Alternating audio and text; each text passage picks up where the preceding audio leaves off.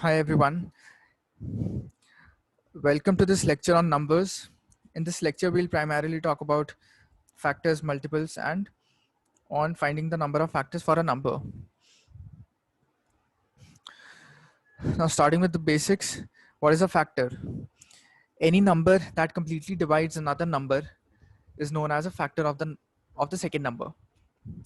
So, if you have a number 24, then all of the numbers 1, 2, 3, 4, 6, 8, 12 and 24 are factors of the number 24, because when divided by any of these numbers, if you divide 24 by any of these numbers, the remainder that you would get is 0. So all of these numbers are factors of the multiple 24, factors of the number 24. Now what is a multiple? Suppose you have a number 12, right? So 12 multiplied by any integer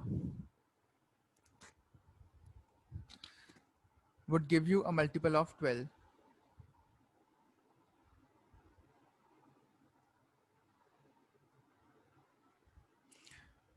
12, 24, 36, 48, 60, all of these are multiples of 12. And we can say that 12 is a factor of all of these numbers that are 12, 24, 36, 48, 60. So if a number a is a factor of number b, if a number a is a factor of number b, then b is a multiple of a, right? Now let's talk about prime factorization. Now prime factorization is the process of splitting any number into a form where it is represented as a product of prime numbers. So taking an example, if we talk about 24, 24 is 2 into 2 into 2 into 3, that is 2 cube into 3 raised to power 1. So 2 and 3 are prime numbers. So 2 raised to power 3 into 3 raised to power 1 is the prime factorization of 24. Taking another example of 60, 60 is 2 into 2 into 3 into 5, that is 2 raised to power 2 into 3 raised to power 1 into 5 raised to power 1. So 2, 3 and 5 are prime numbers. So this multiplication, that is 2 square into 3 raised to power 1 into 5 raised to power 1, is the prime factorization of the number 60. Similarly, we can find the prime factorization of any number. You just have to express that number as a product of prime numbers, and the result that you get is the prime factorization of the number. Now let's talk about number of factors of a number. So in the previous slide, we looked at factors for 24. So these are the factors of 24. The number of factors are 1, 2, 3, 4, 5, 6, 7, and 8. So 24 has 8 factors in total, right? 8 positive factors.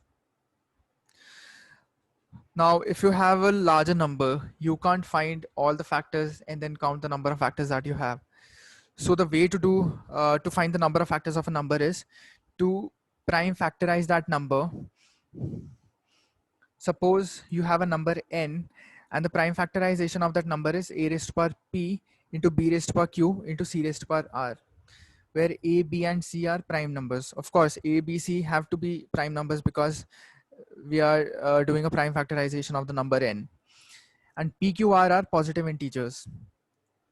Then the number of prime factors of the number of factors of the number is p plus 1 into q plus 1 into r plus 1, right?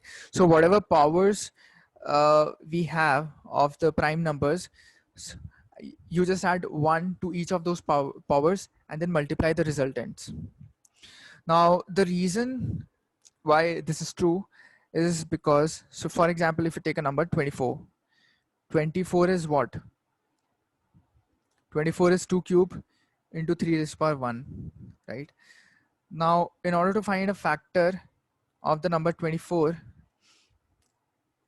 you can have some power of the number 2 and you can have another power of number 3, and then you can multiply these two. So 2 raised to power a into b, 3 raised to power b, and then multiply these two numbers. That would be a factor of the number 24, but you need to keep in mind that A cannot exceed 3 and B cannot exceed 1, because if that happens, then the resultant would not be a factor of 24. Now what that means is that for each of the prime numbers, the power of each of these prime numbers that you can have is ranges from 0 to this power. So for 2, you can have 2 raised to power 1, or you can have 2 raised to power 2, or you can have 2 raised to power 3, or you can also have 2 raised to power 0, right? And with each of these, you can multiply by 3 raised to power 0 or by 3 raised to power 1. For this also, you can multiply by 3 raised to power 0 or by 3 raised to power 1. For this as well, and for this as well. So essentially what this means is that you have 4 choices for the power of 2 and 2 choices for power of 3, because power of 2 can range from 0 to 3 and power of 3 can range from 0 to 1, in order for the resultant product to be a factor of 24. Because for example, say you take the power of 2 as 1 and you multiply with a power of 3 which is 2, that exceeds 1, so the resultant that you would have is 18, which is not a factor of 24. You can try and see, and you'll realize that the powers cannot exceed these numbers. And so for each of these numbers, the number of uh, options for power that you have would be the exponent plus 1. So the number of factors for 24 would be 3 plus 1, which is 4, into 1 plus 1, which is 2, that is 8. The number of factors is 8.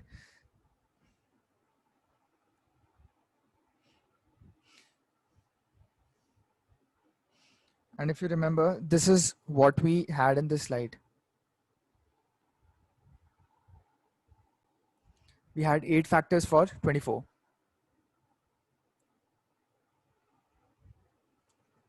Right.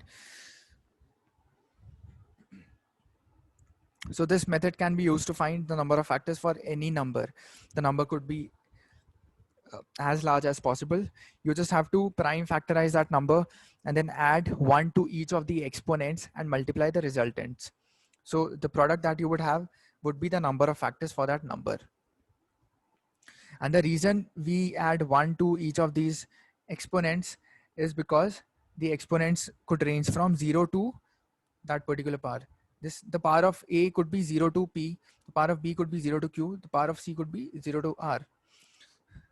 So these are the options that we have for each of the powers, and when you multiply these, you would have the total number of factors.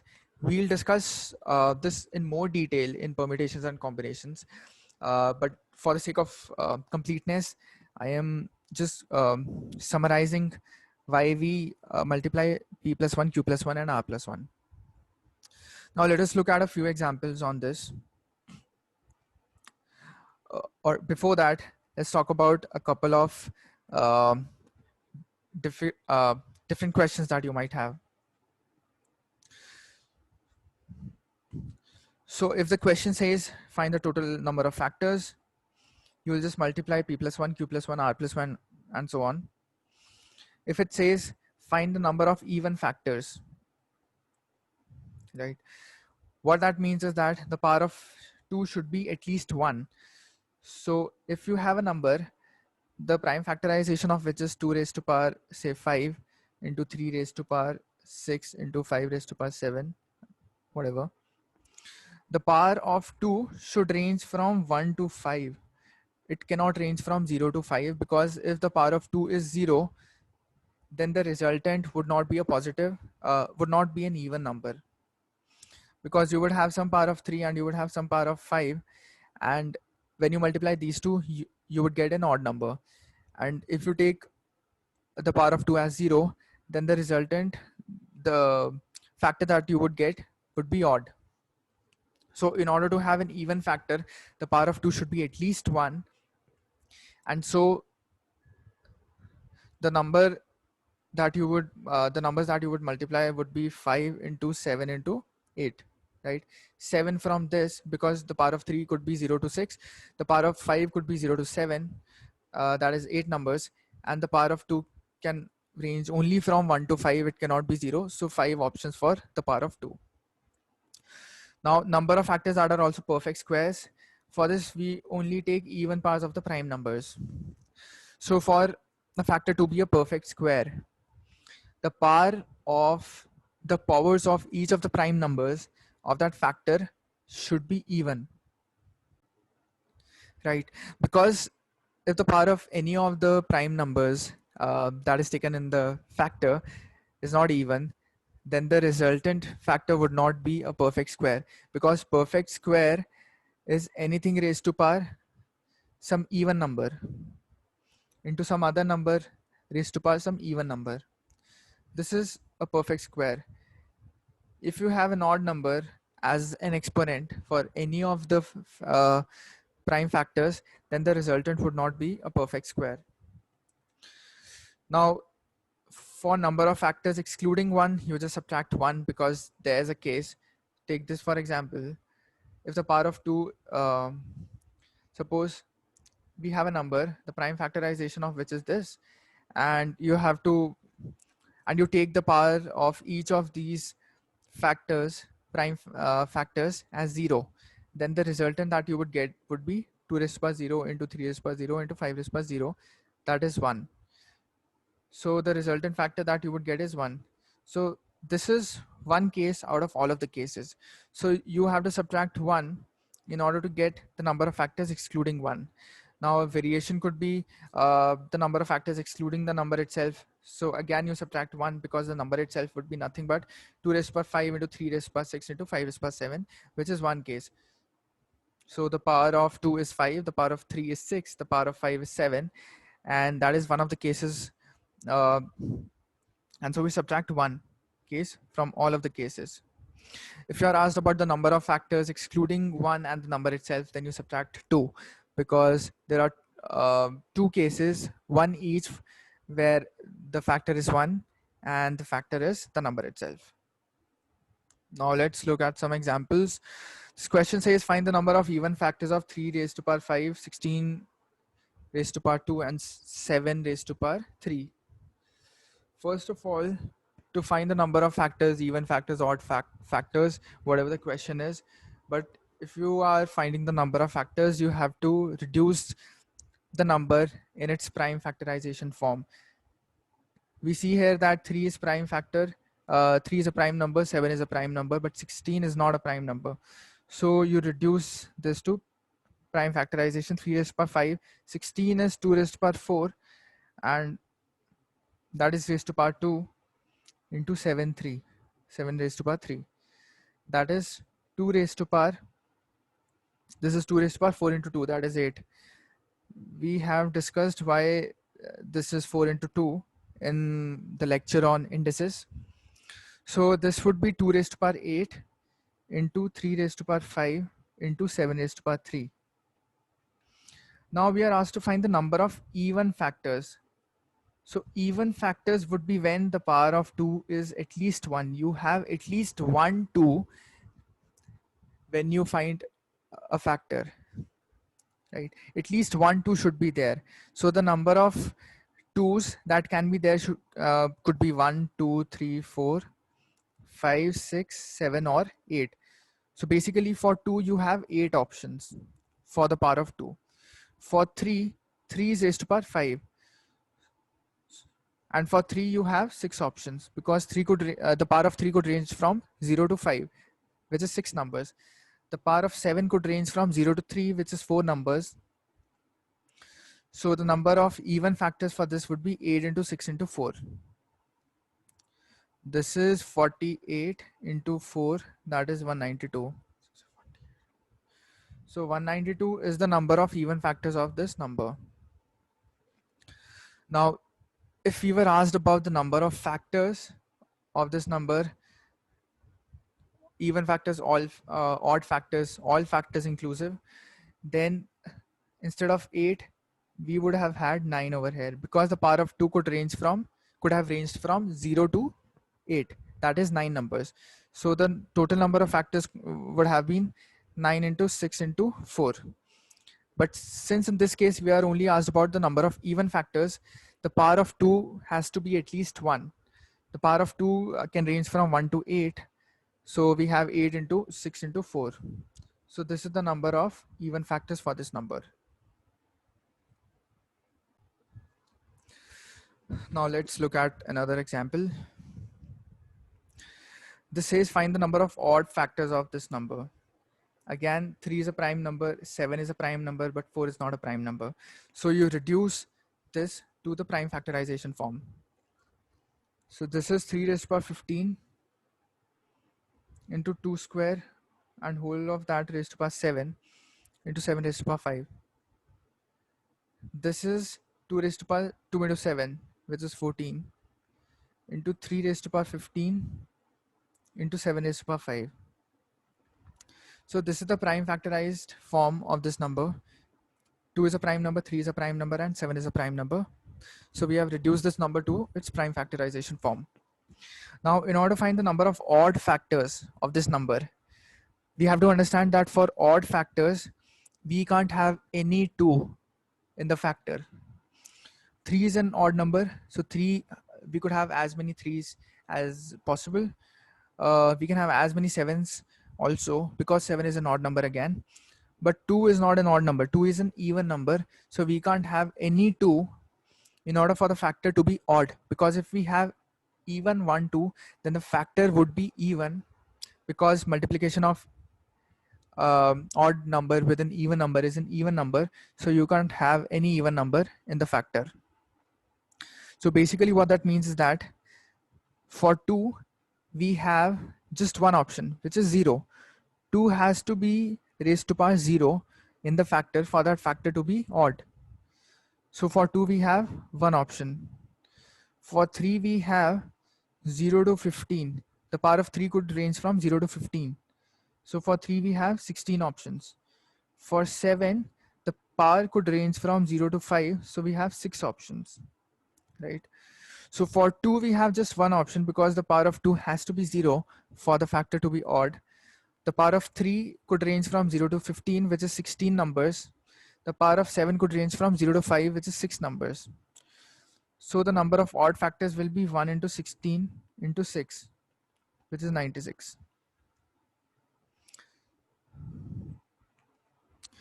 So in the last question, we looked at the number of even factors. For even factors, the power of 2 has to be at least 1. And for odd factors, the power of 2 has to be 0. It cannot be anything other than 0. So for 2, you will have just one option for the power of 2. Now look, let us look at the next question. This question says that a number n can be expressed as a raised to power 6 into b raised to power 5 into c raised to power 7, where a, b, and c are prime numbers. So basically, this is the prime factorization. This is the prime factorized form of the number that we are talking about, which is n. Since a, b, c are prime numbers, this is the prime factorized form of the number n. We have to find the number of factors of n that are also perfect squares.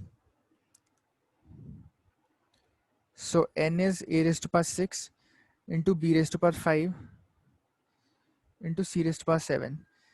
Find the number of factors of n that are also perfect squares. So the factor has to be a perfect square, which means that the power of the prime numbers has to be an even number, inclusive of 0. 0 is also an even number. So the power has to be an even number. If it's an odd number, then the resultant factor would not be a perfect square. For example, if you had a as 2 raised to power 6 into say 3 raised to power 5 into 5 raised to power 7, and you took a power of 2 as odd, that is, you took the power of 2 as 3, and then you took the power of 3 as even and power of 5 as even. So this is 1, and 2 cube is 8. 8 is a factor of this number, but it is not a perfect square because the power of 2 is not even. Similarly, the power of all of the prime factors has to be even for the resultant factor to be a perfect square. So if we talk about the number n that is given here, it is a raised to power 6 into b raised to power 5 into c raised to power 7. So for a, the powers could be 0, 2, 4 or 6. The power cannot be 1, it can't be 3, it can't be 5, because if we do that, the resultant factor would not be a perfect square. So power of a can be 0, 2, 4 and 6. It can't be more than 6, of course, because if you do that, then the resultant uh, will not be a factor of number n. The power of b could be 0, 2 and 4.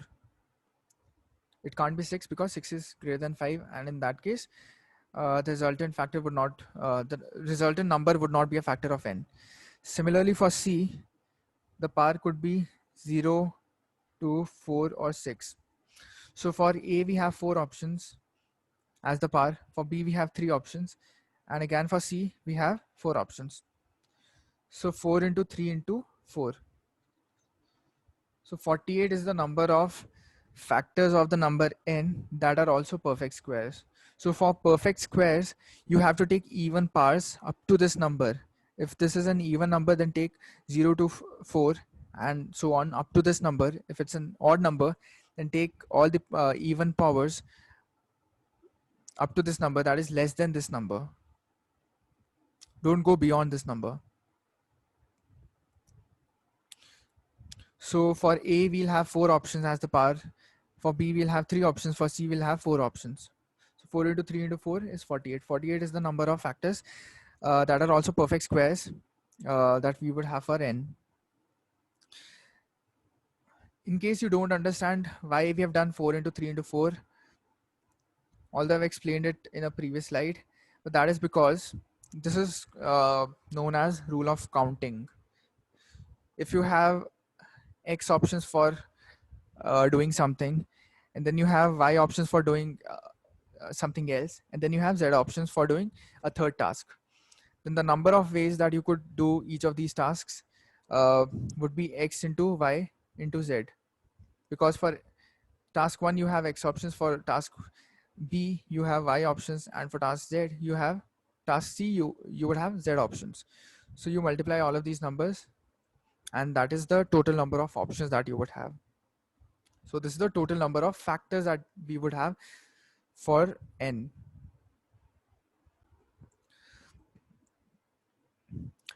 Still, if you don't understand this, don't worry, because this will be covered in much more detail in permutations and combinations.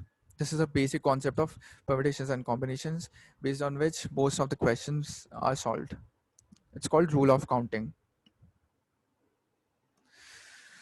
Now next question, it says how many factors of 2 raised to power 6 into 3 raised to power 6 into 5 raised to power 4 into 10 raised to power 5 are multiples of 240. So we have a number, this is not a prime factorized form of this of the number, because 10 is not a prime number, so we reduce it to prime factorized form. This is 2 raised to power 6 into 3 raised to power 6 into 5 raised to power 4 into 2 raised to power 5. So 10 is basically 2 into 5, and this is raised to power 5. In the lecture on rules for indices, we've seen that this can be written as 2 raised to power 5 into 5 raised to power 5. So this is 2 raised to power 6 into 3 raised to power 6 into 5 raised to power 4 into 2 raised to power 5 into 5 raised to power 5.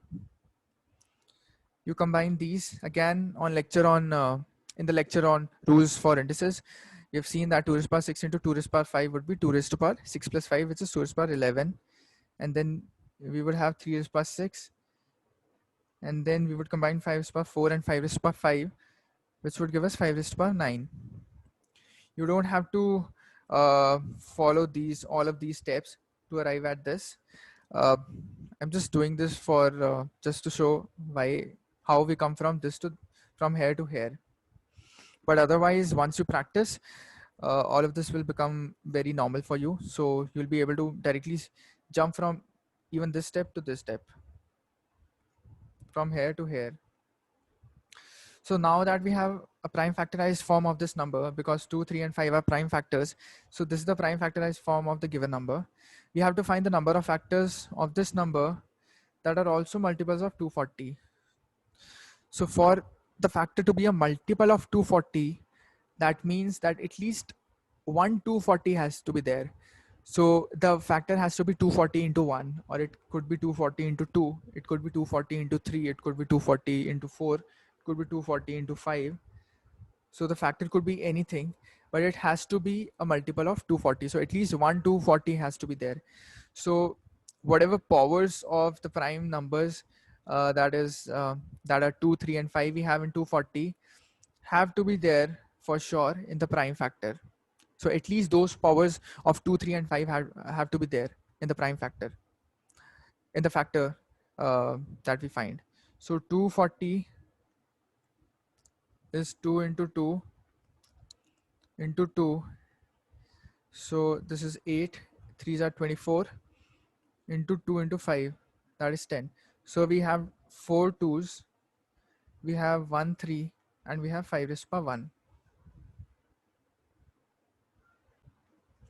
So this is the prime factorized form of the number 240. Now when we say that the factor has to be a multiple of this number, it has to be a multiple of 240, which means it has to be a multiple of this number. That means at least 2, the power of 2 has to be at least 4, the power of 3 has to be at least 1, the power of 5 has to be at least 1 in the factor that we find. Because if the power of 2 is less than 4, then no other number, neither 3 nor 5, can compensate for that lost power of 2. It has to be there. So for 2, the power has to be at least 4, and the power could go up to 11. This is the number, and the number has total 11 2s. So the power could range from 4 to 11, which is 8 numbers. So 4 to 11 is 8 numbers. Another trick, another shortcut for this is, so if you have a number A and a number B, and you want to find the number of numbers from A to B, both inclusive, then the number of numbers would not be B into B minus A. It would be B minus A plus 1, because both are inclusive. So B minus A plus 1, that is final minus initial plus 1, would be the number of numbers that we are looking at, both inclusive. So 4 to 11 would be 11 minus 4 plus 1, which is 7 plus 1, that is 8 numbers. For 3, we would have at least one 3 has to be there. So the power of 3 has to range from 1, could range from 1 to 6. So 1 to 6 is 6 numbers. And the power of 5 has to be at least 1. It can range, and it can go up to 9. So the power of 5 could range from 1 to 9. That is 9 numbers. So now we know that the power of 2 could take 8 values, the power of 3 could take 6 values, the power of 5 could take 9 values. The total number of factors would be 8 into 6 into 9. This would be the total number of factors of this number that are also multiples of 240.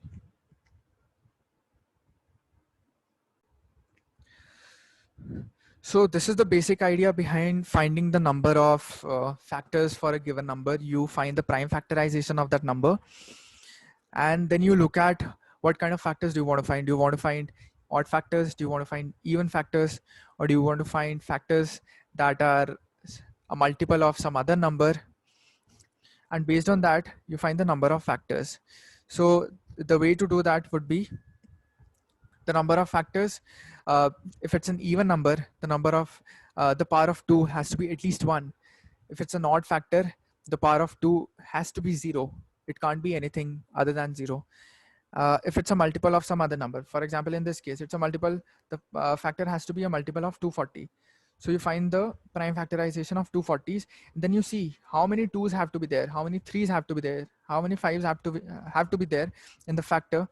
Because if you have lesser than 4 powers of 2, then 3 and 5, none of neither of those can compensate for the lost power of 2. So at least 4 powers of 2 have to be there, and the power of 2 could go up to 11. So 4 to 11, that is, you have 8 choices for power of 2.